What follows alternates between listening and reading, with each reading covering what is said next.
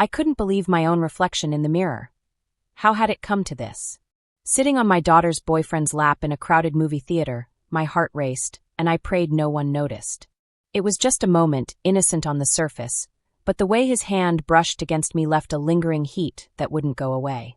That was the night everything changed, and I couldn't turn back.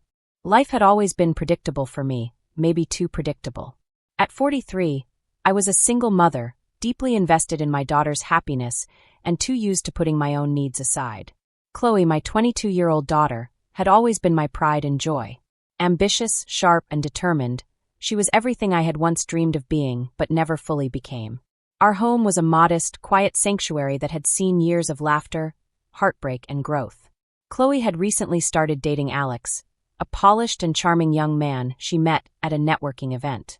At 25, Alex exuded a confidence that made him seem older, wiser than the carefree boys she had previously brought home. From the first moment I met him, I saw what Chloe saw, a magnetic presence that could make anyone feel seen and special. He was polite, respectful, and genuinely seemed to care for her, qualities that immediately put me at ease. Yet, as the weeks passed, I started noticing subtle things that gave me pause. Alex was effortlessly charming, the kind of man who could light up a room, and it didn't take long for me to realize that his charm extended to me as well. He'd linger a second too long when handing me something at the dinner table, or his compliments would carry an undertone that felt a bit too personal. "You're Chloe's mother? No way. You must have had her when you were 12, he joked one evening, flashing a grin that made my cheeks burn. I brushed it off, telling myself I was imagining things. I was lonely, maybe too lonely. Chloe had noticed, often encouraging me to get out more, to live a little. So when she invited me to join her and Alex for a casual movie night, I reluctantly agreed.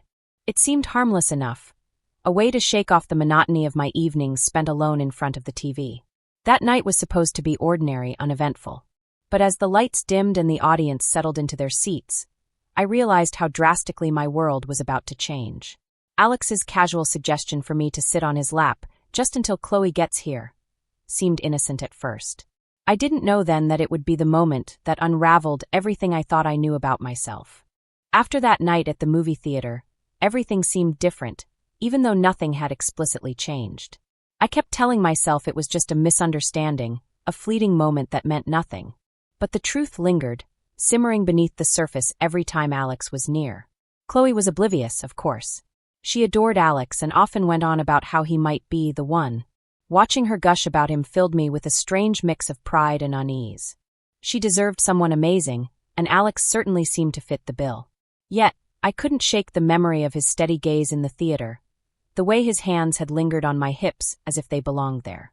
I began noticing more subtle shifts in Alex's behavior. When he came over for dinner, his eyes would find mine across the table, holding contact just a beat too long. Once, as I handed him a plate, his fingers brushed mine, and though the touch was brief, it sent a jolt through me that I couldn't explain or ignore. "Thank you, Mrs. Carter," he said with his usual charm, but his voice was lower, softer, as if the words carried a secret only we shared. I told myself I was being ridiculous, reading too much into innocent gestures.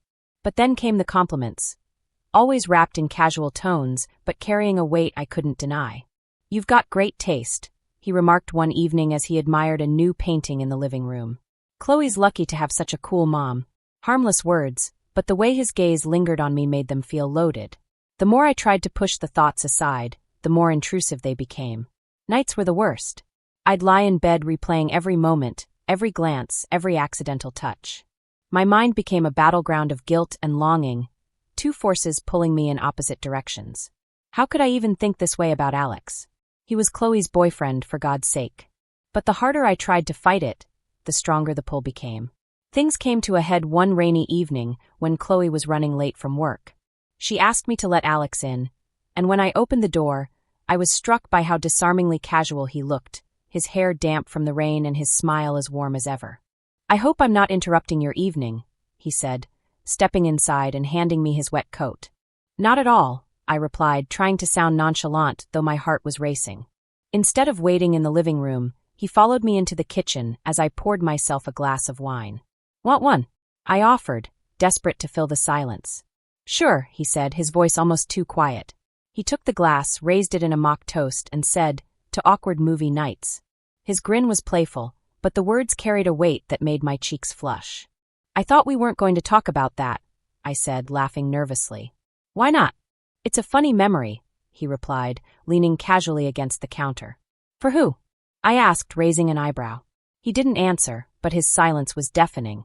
The room felt smaller, the air heavier, as if we were teetering on the edge of something neither of us could name but both felt. That night, as I lay in bed, the memory of his voice, his smile, his gaze, played on a loop in my mind. It wasn't just the moments themselves, it was the unspoken tension they carried, the way they hinted at something deeper, something forbidden. I told myself it was nothing, that I was imagining it all. But deep down I knew better. The cracks were beginning to show, and I was terrified of what might come next. The tension between Alex and me grew with every passing day, though we never spoke about it directly.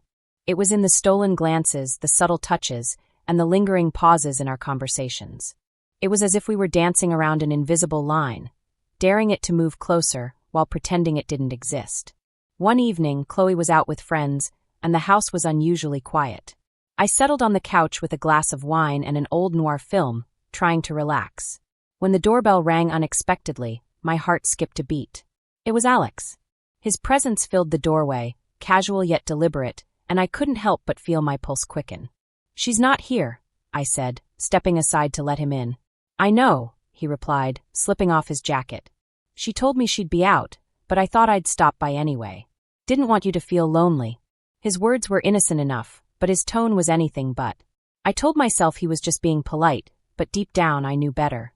We ended up in the living room, the wine bottle between us. "What are you watching?" he asked, nodding at the TV.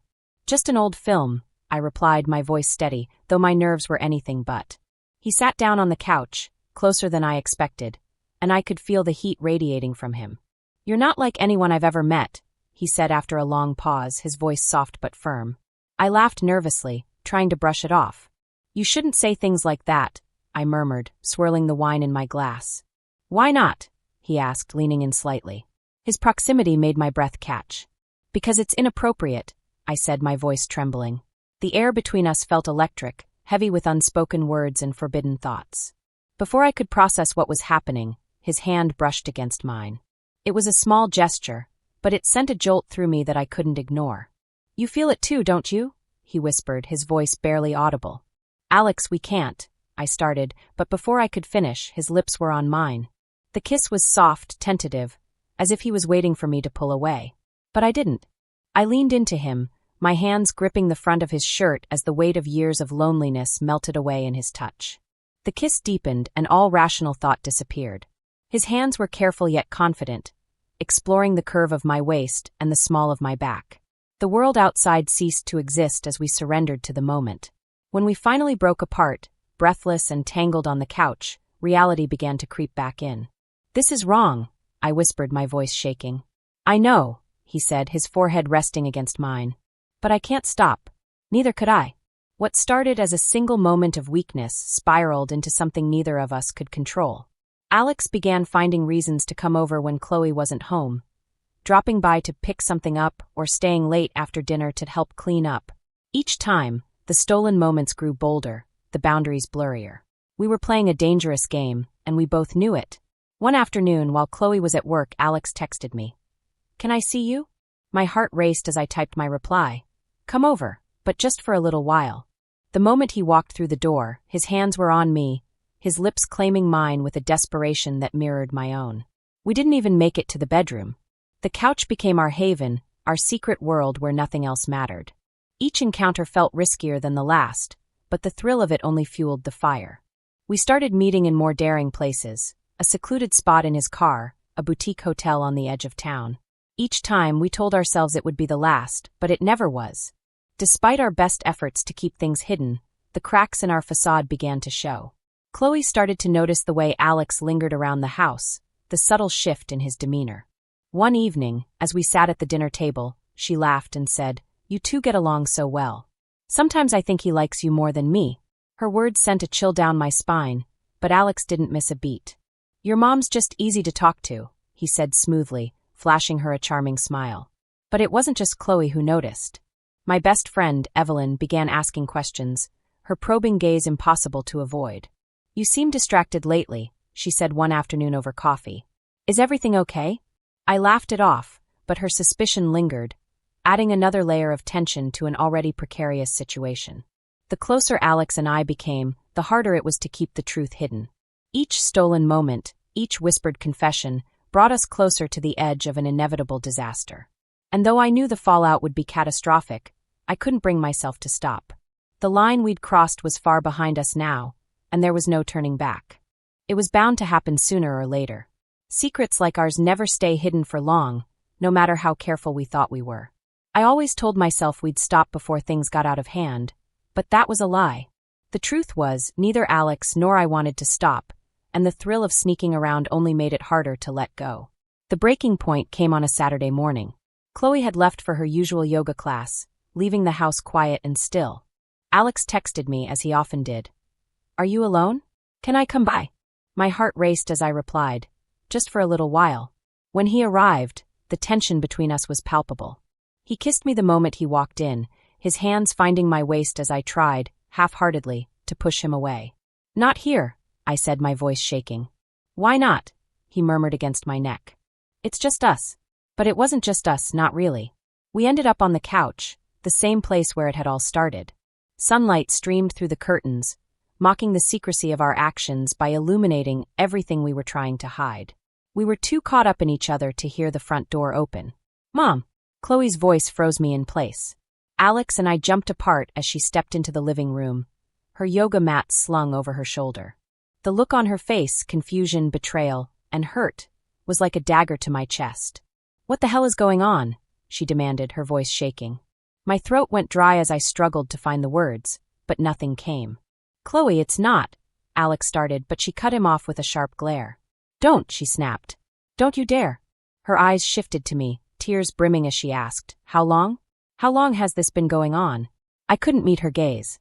It just happened," I stammered, my hands trembling. "We didn't mean for this." "You didn't mean for this to happen?" she interrupted, her voice rising. "Are you serious right now? You're my mother, and you're with him?"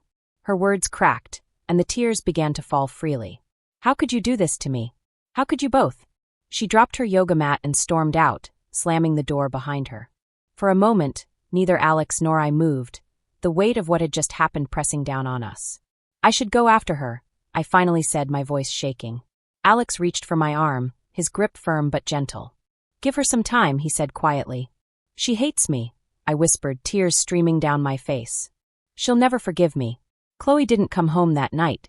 She didn't answer my calls or texts, and by the next morning, I knew she had gone to stay with Evelyn. Then came the second blow. Evelyn called me later that afternoon, her voice sharp and unforgiving. "She told me everything," Evelyn said, her tone cold. How could you? How could you do this to her, to yourself?" "I didn't mean for it to happen," I said weakly, but Evelyn wasn't having it. "That doesn't matter," she snapped. "You betrayed her. You betrayed me. Do you have any idea what you've done? Don't call me again." The line went dead, leaving me alone with the crushing weight of my actions. The fallout came fast and hard. Chloe didn't just cut me out of her life. She went out of her way to ensure everyone knew what had happened. She told my colleagues, my friends, even some of my clients. The whispers started almost immediately, followed by polite but pointed phone calls canceling appointments. Alex wasn't spared either. Chloe contacted his firm and told them about the affair, providing enough details to get him suspended from his internship. "This is my fault," I said to Alex one evening as we sat in his car, parked on a quiet street. "No," he said firmly. "It's our fault.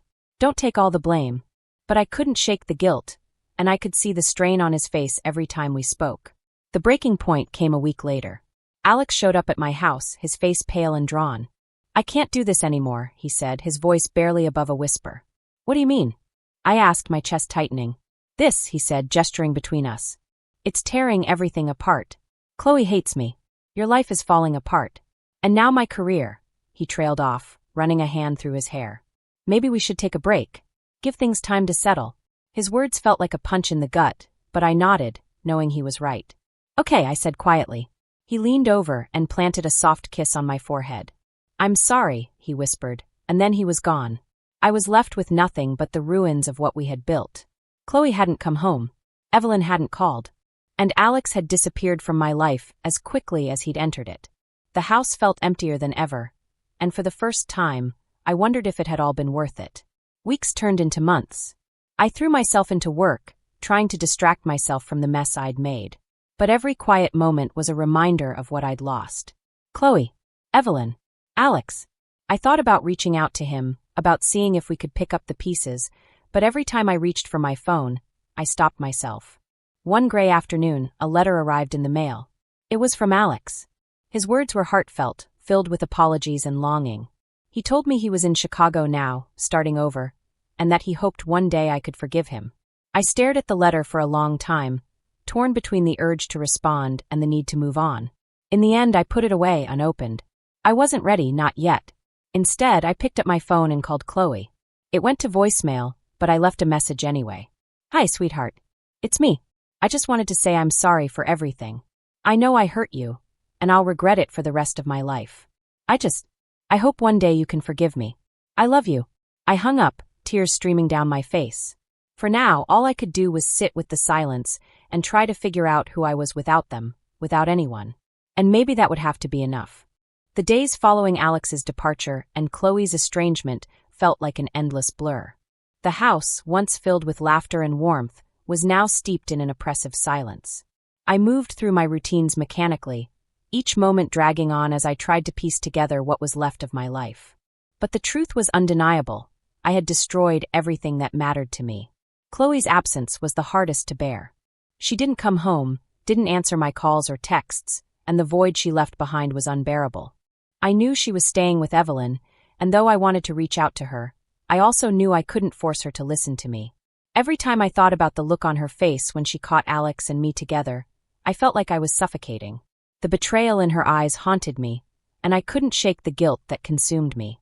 Evelyn, once my closest confidant, was no longer speaking to me. The harsh words she'd said over the phone echoed in my mind every day. She wasn't wrong. I had betrayed her trust and my role as a mother. I missed our coffee dates, our long talks about life and love, but I knew I didn't deserve her forgiveness. Work was no sanctuary either. The whispers had started to spread among my colleagues and clients, courtesy of Chloe's revelations. Meetings felt tense, and though no one confronted me directly, the judgment in their eyes was unmistakable. Clients began canceling their appointments, citing vague excuses, but I knew the truth. My once thriving career was now teetering on the edge, just like the rest of my life. As for Alex, he was gone, and his absence was a strange mix of relief and longing. The nights we'd spent together replayed in my mind, each memory a bittersweet reminder of the connection we'd shared. I wanted to hate him for the part he played in this mess, but I couldn't. I missed him, his touch, his words, the way he made me feel alive. But I also knew that seeing him again would only deepen the wounds I was struggling to heal. One evening, as I sat in the dimly lit living room nursing a glass of wine, my phone buzzed. It was a text from Chloe, not a reply to my previous messages, but a single curt statement. I'm picking up my things tomorrow. Be gone when I come. Her words hit me like a freight train. I wanted to beg her to talk, to let me explain, but I knew it was futile. I left the house the next morning, leaving a note on the kitchen counter that read, I'm so sorry, Chloe. I'll always love you. When I returned, the house was emptier than ever. Chloe had taken her belongings, and with them, the last remnants of the life we once shared. The walls echoed with silence, and for the first time in my life, I felt completely, irreparably alone. The weeks that followed were a blur of half-hearted attempts to salvage what little I had left. I threw myself into work, taking on any client who would have me, but the joy I once found in my career was gone. Even the success of closing a deal felt hollow, without anyone to share it with. The loneliness became my constant companion, filling every corner of the house and every quiet moment. I tried to reach out to Evelyn, but she refused to take my calls. Without her, without Chloe, I felt untethered, like I was drifting through life without purpose or direction. Then one day a letter arrived in the mail. It was from Alex. His words were bittersweet, filled with apologies and reflections on what we'd shared. He told me he was in Chicago now, trying to rebuild his life, and that he hoped I could find forgiveness, not just for him, but for myself. I read the letter over and over, each word stirring a mix of emotions I couldn't fully process. I wanted to write back, to tell him how much I missed him, but I knew it wouldn't change anything. The damage had been done, and no amount of longing or regret could undo it. Instead, I focused on trying to rebuild what I had lost. I sent Chloe messages every few weeks, letting her know I was thinking of her, but she never responded. I visited Evelyn's favorite coffee shop, hoping to run into her, but she never came. Slowly, I began to accept that some bridges couldn't be rebuilt, no matter how much I wanted them to. Months passed, and life began to settle into a new, quieter rhythm. I sold a few more houses, attended a few social events, and tried to convince myself that I was moving forward. But every quiet night in the house reminded me of what I'd lost: the laughter, the love, the connections that had once defined my world. One rainy afternoon, I found myself scrolling through old photos on my phone. There were pictures of Chloe at her graduation, her smile bright and full of hope. There were snapshots of me and Evelyn, laughing over glasses of wine, and a few group photos where Alex's face stood out among the crowd. Each image was a painful reminder of a life I'd thrown away. I wanted to believe that one day Chloe might forgive me, that Evelyn might reach out, or that I'd find a way to truly move on. But for now, all I could do was sit with the consequences of my actions and try to make peace with the person I had become. As the months turned into a year, the sharp edges of my guilt and regret began to dull, though they never truly disappeared. The house remained quiet, a shadow of the life I once shared with Chloe, but in that silence, I began to reflect, not just on the choices I made but on the reasons behind them. I had been lonely for so long, so consumed by being a mother and a provider that I forgot who I was as a person. I sought fulfillment in all the wrong places, chasing fleeting moments of connection without considering the consequences. In Alex, I saw an escape from the monotony of my life, a spark that reignited feelings I thought I'd lost forever. But that spark came at a price I now understood was too high. One afternoon, as I cleaned out a drawer in the kitchen, I came across a photo of Chloe and me from years ago. We were on vacation, laughing as we sat on the edge of a dock with our feet dangling over the water. I stared at it for a long time, tears welling up in my eyes as I thought about how far we had drifted apart. I missed her with every fiber of my being, but I knew I couldn't force her to forgive me. All I could do was hope that one day, she might find it in her heart to reach out. Evelyn, too, was a painful absence in my life. I wrote her a letter, an apology filled with honesty and regret, but I never sent it.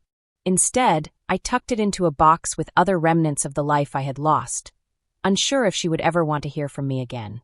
Alex's letter remained in that same box. I hadn't replied, though I thought about it often. I wondered if he had moved on, if Chicago had offered him the fresh start he was looking for.